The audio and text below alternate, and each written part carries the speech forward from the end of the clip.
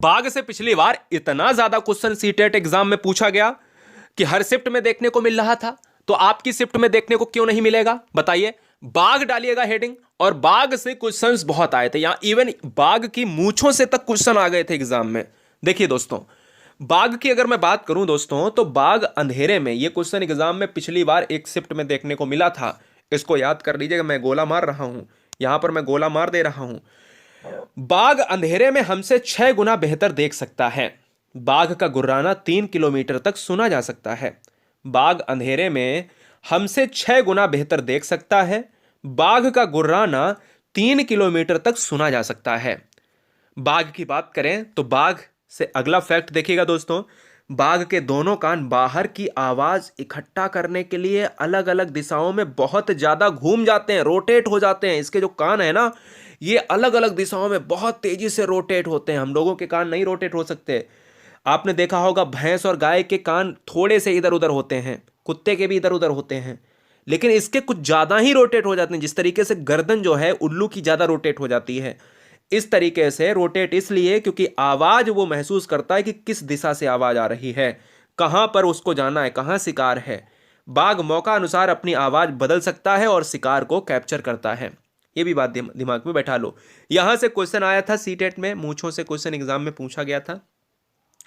जो इसकी मूंछें होती हैं, बाघ की मूंछें हवा में हुए कंपन को भांप लेती हैं, जो उसके शिकार करने तथा रास्ता खोजने में मदद करती हैं। ए टू जेड दोस्तों मैंने लिए, एक एक क्वेश्चन आपको दिखाएंगे, पक्षियों से, चित्रकला से, रेगिस्तानी ओक से, नेफेंथिस पौधे से, भारतीय राज्य परंपरा और उस भारतीय राज्यों के भोजन से, सारे मैं एक एक फैक्ट आपको ना पढ़ा दूं तो मेरा नाम धीरज द्विवेदी नहीं, और आपका एग्जाम अगर क्रैक ना हो तो फिर मेरा पढ़ाना बेकार।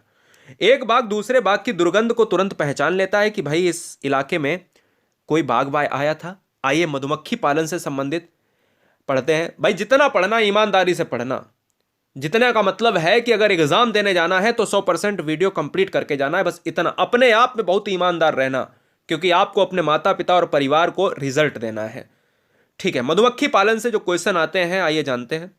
मधुमक्खी पालन से क्वेश्चन आएगा, 100% आएगा। लीची के फूल से आएगा तो 100% आएगा।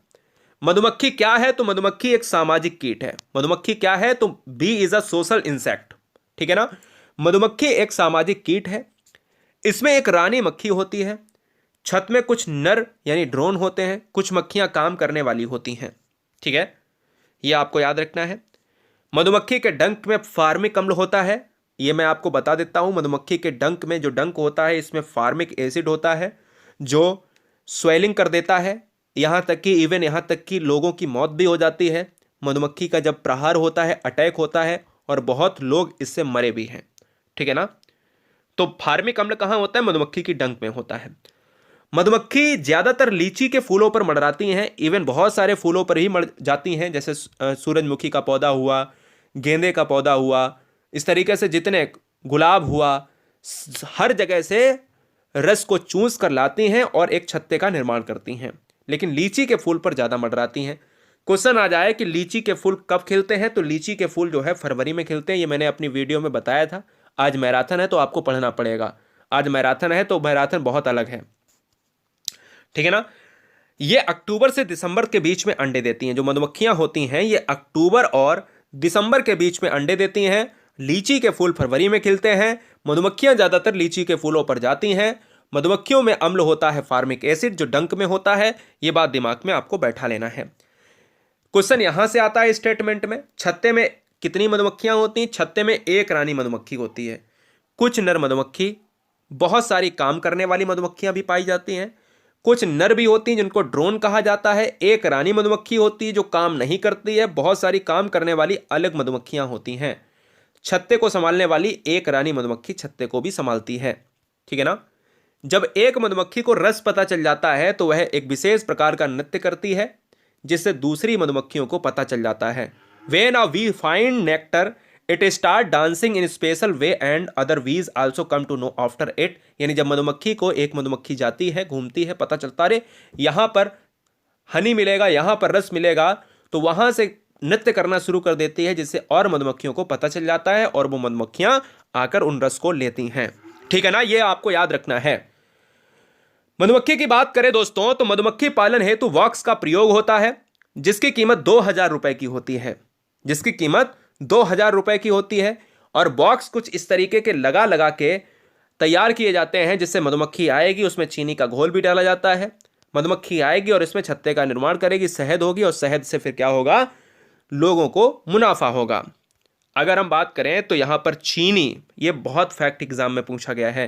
क्वेश्चन स्टेटमेंट में दे देगा कि क्या मधुमक्खी के बॉक्स में चीनी का एक मीठा घोल डालते हैं, तो वहां पर आपको डालने वाला ऑप्शन मारना पड़ेगा, जिसमें चीनी का मीठा घोल डाला जाता है। Sugar solution is also added in it. दवा भी छत्ते को साफ करने हेतु काम आती है। A medicine is also used in order to clean the beehive, यानी दवा भी छत्ते को साफ करने हेतु काम आती है, दवा का यूज होता है। ये बात इंपॉर्टेंट है, नोट कर लीजिएगा। शहद के लिए एक बक्से का प्रयोग होता है और बक्से में एक 12 किलो शहद लगभग मिल जाता है। ये बात आप इंपॉर्टेंट पॉइंट में नोट कर लीजिएगा। चलिए आइए चींटियों के बारे में हम फैक्ट जान लेते हैं। जो एग्जाम में चींटियों से फैक्ट जब पूछे जाते हैं तो बच्चा कंफ्यूज हो जाता है। चलिए देखिए दोस्तों, चींटियों के जो फैक्ट एग्जाम में अगर आए तो आपको पढ़ना पड़ेगा। देखिए, चींटियां दीमक व ततैया समूह में रहते हैं। ये एग्जाम में सीटेट के अगर आपने प्रीवियस ईयर पेपर खोले होंगे तो 2011 से लगभग 10 बार एग्जाम में ये क्वेश्चन मिल गया होगा।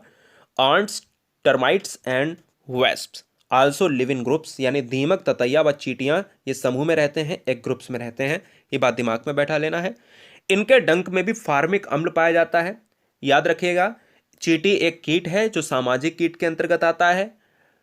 मधुमक्खी भी सामाजिक कीट के अंतर्गत आती है। मधुमक्खी में भी फार्मिक अम्ल होता है, चींटियों में भी फार्मिक अम्ल होता है, डंक में फार्मिक अम्ल होता है। बेटा क्लियर है, याद रखिएगा। चींटी सिपाही बिल का ध्यान रखती हैं। चींटी की 3 जोड़ी टांगे होती हैं। अगर मैं एक क्वेश्चन आपसे पूछूं कि बिच्छू की कितनी जोड़ी टांगे होती हैं, तो आज हमने इस वीडियो में बिच्छू भी लिया है, सब कुछ लिया है, ठीक है ना।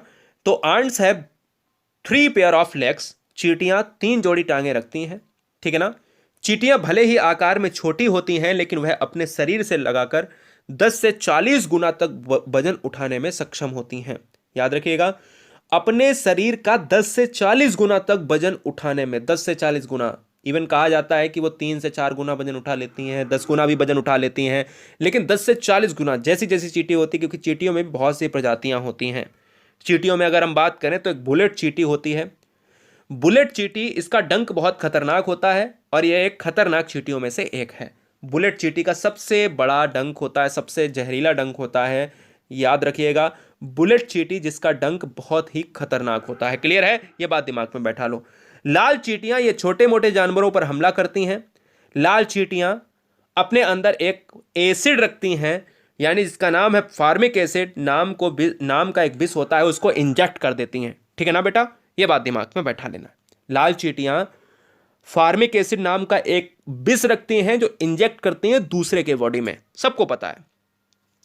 रानी चींटी कभी भी काम नहीं करती है, बल्कि वह चुपचाप एक जगह पर पड़ी रहती है। आपको पता है ना, रानी चींटी, रानी तो रानी है, यह एग्जाम में क्वेश्चन आया भी है। रानी चींटियां काम नहीं करती हैं, सिपाही चींटी बिल का ध्यान रखती है, ठीक है ना। रानी चींटी कभी भी काम नहीं करती है, बल्कि वह चुपचाप एक जगह पर पड़ी रहती है। यह देखिएगा कितना वैज्ञानिकों ने इस पर खोज और रिसर्च किया होगा।